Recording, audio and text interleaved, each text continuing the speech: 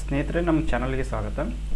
ಸ್ನೇಹಿತರೆ, ಇವತ್ತು SSLC ವಿದ್ಯಾರ್ಥಿಗಳಿಗೆ ರಿಸಲ್ಟ್ ಅನೌನ್ಸ್ ಆಗಿದೆ. ಸಾಕಷ್ಟು ವಿದ್ಯಾರ್ಥಿಗಳಿಗೆ ಒಳ್ಳೆಯ ರಿಸಲ್ಟ್ ಕೂಡ ಬಂದಿದೆ. ಇನ್ನು ಕೆಲವೊಂದಿಷ್ಟು ವಿದ್ಯಾರ್ಥಿಗಳಿಗೆ ಅಂದ್ಕೊಂಡಿರೋಷ್ಟು ಅಂಕಗಳು ಬಂದಿರೋದಿಲ್ಲ. ಅಂಥ ವಿದ್ಯಾರ್ಥಿಗಳು ತಮ್ಮ ರಿವ್ಯಾಲ್ಯೂಯೇಷನ್ ಬಗ್ಗೆ ಏನಾದರೂ ಕೆಲವೊಂದಿಷ್ಟು ಅಪ್ಡೇಟ್ಸ್ ಬಗ್ಗೆ ತಮಗೆ ಗೊಂದಲಗಳು ಇರ್ತವೆ. ಹೀಗಾಗಿ ಅಂಥ ವಿದ್ಯಾರ್ಥಿಗಳಿಗೆ ಇಲ್ಲೊಂದು ನೋಟಿಫಿಕೇಷನ್ ಇದೆ, ನಾನು ಓದಿ ಹೇಳಿಬಿಡ್ತೀನಿ. ಇಲ್ಲಿ ನೋಡ್ಬೋದು,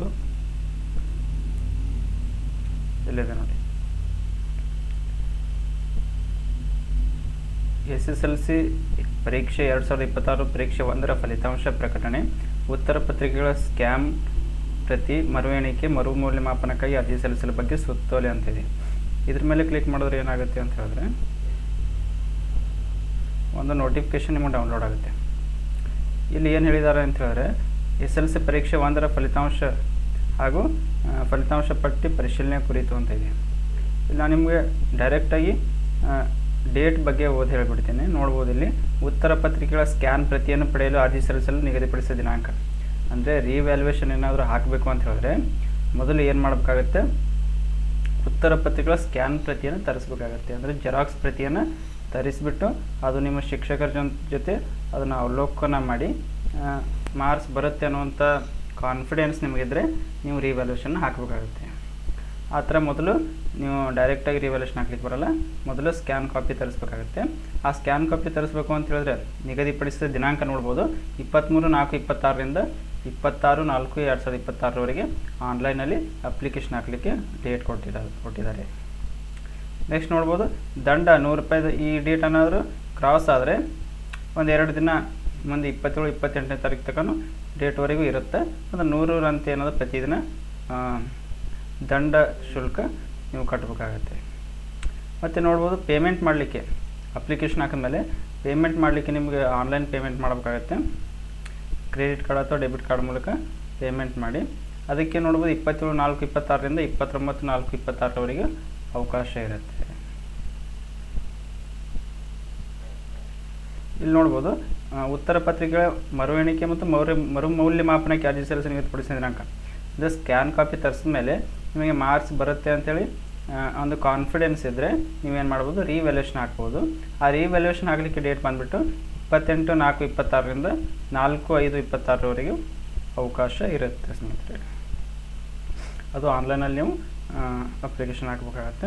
ಅದು ಎಲ್ಲಿದೆ ಲಿಂಕ್ ಅಂತ ನಾನು ತೋರಿಸ್ತೀನಿ ನಿಮಗೆ. ನೋಡ್ಬೋದು, ಇಲ್ಲಿ debit card, credit card, online banking ಸೌಲಭ್ಯವಿಲ್ಲದವರು ಆನ್ಲೈನಲ್ಲಿ ಉತ್ತರ ಪತ್ರಿಕೆಗಳ ಮರು ಮೌಲ್ಯಮಾಪನಕ್ಕಾಗಿ ಅರ್ಜಿ ಸಲ್ಲಿಸಿದ ನಂತರ ಆಫ್ಲೈನ್ ಚಾನಲ್ ಡೌನ್ಲೋಡ್ ಮಾಡಿಕೊಂಡು B1 K1 ಬ್ಯಾಂಕಿಂಗ್ ಪಾವತಿಸಲು ನಿಗದಿಪಡಿಸಿದ ದಿನಾಂಕ.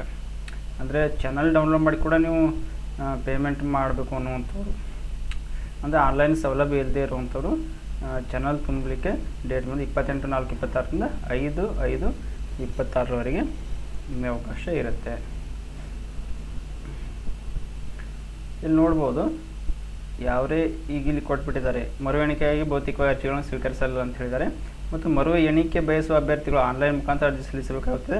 ಮರು ಎಣಿಕೆ ಏನಾಗಿರುತ್ತೆ, ಉಚಿತವಾಗಿರುತ್ತೆ. ಅಂದರೆ ರೀಕೌಂಟಿಂಗ್ ಅಂತ ನಾವೇನು ಹೇಳ್ತೀವಲ್ಲ, ಅದಕ್ಕೆ ಯಾವುದೇ ಥರದ ಶುಲ್ಕ ಇರೋದಿಲ್ಲ. ಸ್ಕ್ಯಾನ್ ಪ್ರತಿ ಮತ್ತು ಮರು ಮೌಲ್ಯಮಾಪನಕ್ಕಾಗಿ ಭೌತಿಕವಾಗಿ ಅರ್ಜಿ ಸಲ್ಲಿಸಲು ನಿಗದಿಪಡಿಸಲಾಗಿದೆ. ಮತ್ತು ಸ್ಕ್ಯಾನ್ ಪ್ರತಿ ಕಡ್ಡಾಯವಾಗಿ ತರಿಸಲೇಬೇಕಾಗುತ್ತೆ ನೀವು ರಿವ್ಯಾಲ್ಯೂಯೇಷನ್ ಹಾಕಬೇಕು ಅಂತ ಹೇಳಿದ್ರೆ.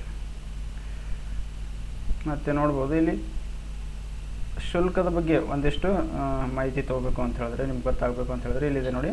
ಆನ್ಲೈನ್ ಮೂಲಕ ಶುಲ್ಕ ಪಾವತಿ ಮಾಡ್ತಾಯಿದ್ರಿ ಅಂತ ಹೇಳಿದ್ರೆ ಏನು ₹410 ಇದೆ. ಅದು ಏನು ಅಂತ ಹೇಳಿದ್ರೆ ಒಂದು ವಿಷಯಕ್ಕೆ ಸ್ಕ್ಯಾನ್ ಪ್ರತಿ ತರಿಸ್ಲಿಕ್ಕೆ, ಅಂದರೆ ಜೆರಾಕ್ಸ್ ಪ್ರತಿಯನ್ನು ತರಿಸ್ಲಿಕ್ಕೆ.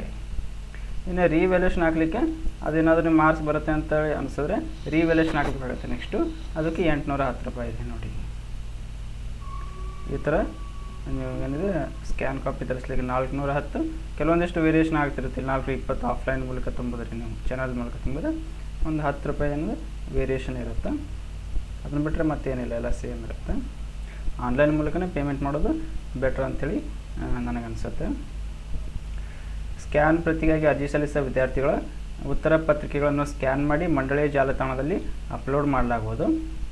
ಉತ್ತರ ಪತ್ರಿಕೆಗಳನ್ನು ಅಪ್ಲೋಡ್ ಮಾಡಿದ ಮಾಹಿತಿಯನ್ನು ವಿದ್ಯಾರ್ಥಿಗಳು ಅರ್ಜಿಯಲ್ಲಿ ನೀಡಿರುವ ಮೊಬೈಲ್ ಸಂಖ್ಯೆ ರವಾನಿಸಲಾಗುವುದು.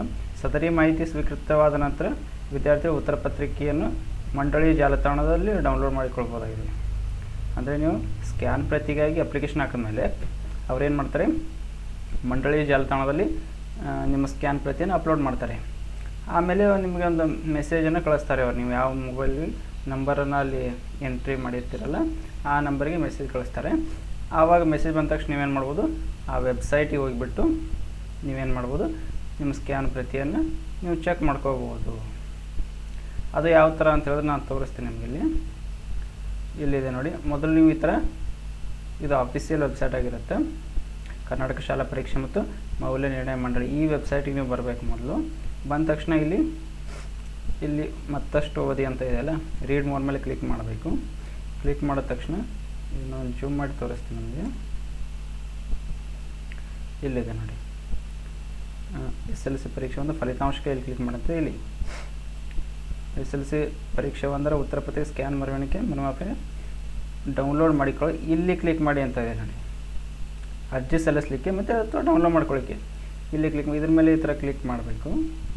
ಕ್ಲಿಕ್ ಮಾಡಿದ ತಕ್ಷಣ ಈ ಥರ ಪೇಜ್ ಓಪನ್ ಆಗುತ್ತೆ. Karnataka school examination and assessment board ಅಂತ ಇರುತ್ತೆ. ಫೋಟೋ ಕಾಪಿ, ರೀಟೋಟ್ಲಿಂಗ್, ರೀವ್ಯಾಲ್ಯೂಷನ್ ಬಗ್ಗೆ ಇಲ್ಲಿ ಮಾಹಿತಿ ಕೂಡ ಇದೆ. ಆಗಲೇ ನಾನು ಹೇಳಿದ್ನಲ್ಲ 23/4/26 ಅದು ಸ್ಟಾರ್ಟ್ ಆಗುತ್ತೆ. ಅಂದರೆ ಇವತ್ತೇ ಸ್ಟಾರ್ಟ್ ಆಗಿದೆ ಅದು ಡೇಟು, ಮತ್ತು 26ರವರೆಗೆ ಕ್ಲೋಸಿಂಗ್ ಡೇಟ್ ಇರುತ್ತೆ. ಇಲ್ಲೆಲ್ಲ ಇದೆ ನೋಡಿ. ಪೇಮೆಂಟ್ ಮಾಡಲಿಕ್ಕೂ ಡೇಟ್ ಆಗಲೇ ಹೇಳಿದ್ರೆ ಅವೆಲ್ಲ ಡೇಟ್ ಇರುತ್ತೆ. ಇಲ್ಲಿ ಅಪ್ಲಿಕೇಶನ್ ಹಾಕಬೇಕು ಅಂದರೆ ಫೋಟೋ ಕಾಪಿಗಾಗಿ ಅಪ್ಲಿಕೇಶನ್ ಹಾಕಬೇಕು ಅಂತ ಹೇಳಿದ್ರೆ ಈ ಥರ ಕೆಳಗಡೆ ಬಂದು ಇಲ್ಲಿ ಆನ್ಲೈನ್ ಅಪ್ಲಿಕೇಶನ್ ಅಂತ ಇರುತ್ತೆ ನೋಡಿ. ಈ ಆನ್ಲೈನ್ ಅಪ್ಲಿಕೇಶನ್ ಮೇಲೆ ಈ ಥರ ಕ್ಲಿಕ್ ಮಾಡಬೇಕು. ಈ ಥರ ಪೇಜ್ ಓಪನ್ ಆಗುತ್ತೆ. ಅಪ್ಲಿಕೇಶನ್ ಫಾರ್ ಫೋಟೋ ಕಾಪಿ ಇದನ್ನೇ ಫಸ್ಟ್ ನೀವು ಮಾಡಬೇಕಾಗತ್ತೆ. ಇದ್ರ ಮೇಲೆ ಕ್ಲಿಕ್ ಮಾಡಿ ಇಲ್ಲಿ ನಿಮ್ಮ ರಿಜಿಸ್ಟರ್ ನಂಬರ್ ಇರುತ್ತೆ. ಆ ರಿಜಿಸ್ಟರ್ ನಂಬರ್ ಹಾಕಿ ವ್ಯೂ ಕೊಟ್ಟರೆ ಸಾಕು. ಕೆಲವೊಂದಿಷ್ಟು ಡೀಟೇಲ್ಸ್ ಓಪನ್ ಆಗುತ್ತೆ. ನೀವು ಯಾವ ಸಬ್ಜೆಕ್ಟಿಗೆ ಅಂದರೆ ಫೋಟೋ ಕಾಪಿ ತರಿಸ್ತಾ ಇದ್ರೆ ಆ ಸಬ್ಜೆಕ್ಟ್ ಮುಂದೆ ಕ್ಲಿಕ್ ಮಾಡಿ ಸೇವ್ ಮಾಡಿದ್ರೆ ಮುಂದೆ ಪೇಮೆಂಟ್ ಆಪ್ಷನ್ ತೋರಿಸುತ್ತೆ. ಆ ಪೇಮೆಂಟ್ ಆನ್ಲೈನ್ ಮೂಲಕ ನೀವೇನು ಮಾಡ್ಬೇಕು, ಪೇಮೆಂಟ್ ಮಾಡಬೇಕಾಗುತ್ತೆ. ಆ ಥರ ಪೇಮೆಂಟ್ ಮಾಡಿದ್ಮೇಲೆ ನೀವು ಸಕ್ಸಸ್ಫುಲ್ಲಾಗಿ ನೀವು ಅಪ್ಲಿಕೇಶನ್ ಹಾಕಿದ್ಮೇಲೆ ಕೆಲವು ದಿನ ಆದಮೇಲೆ ಮತ್ತೆ ಇದೇ ವೆಬ್ಸೈಟಿಗೆ ಈ ಥರ ಬಂದು ಇಲ್ಲಿ ನಿಮ್ಮ ರಿಜಿಸ್ಟರ್ ನಂಬರ್ ಹಾಕಿ ವ್ಯೂ ಕೊಡಬೇಕಾಗುತ್ತೆ. ಅಲ್ಲಿ ಅವರು ಒಂದು ಲಿಂಕನ್ನು ಕೊಟ್ಟಿರ್ತಾರೆ. ಇಲ್ಲ ನಾನು ತೋರಿಸ್ದೆ ಆಗಲಿ ನಿಮಗೆ, ಮತ್ತು ಇನ್ನೊಂದ್ಸಲ ತೋರಿಸ್ತೀನಿ.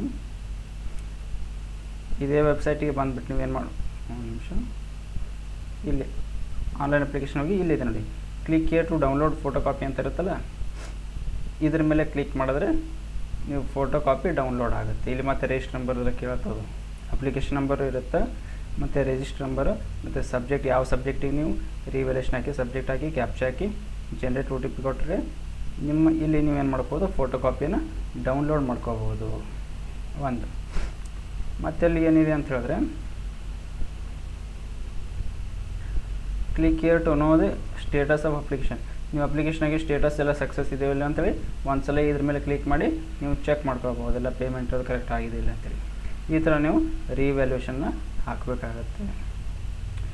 ಇದೇ ಥರ ವಿಡಿಯೋಗಳು ಬೇಕು ಅಂತ ಹೇಳಿ ನಮ್ಮ ಚಾನಲ್ನ ಸಬ್ಸ್ಕ್ರೈಬ್ ಮಾಡ್ಕೊಳ್ಳಿ. ಮತ್ತೇನೋ ಡೌಟ್ ಇದೆ ಕಮೆಂಟ್ ಬಾಕ್ಸಲ್ಲಿ ಕಮೆಂಟ್ ಮಾಡಿ, ನಾನು ರಿಪ್ಲೈ ಮಾಡುವಂಥ ಪ್ರಯತ್ನ ಮಾಡ್ತೀನಿ. Thank you.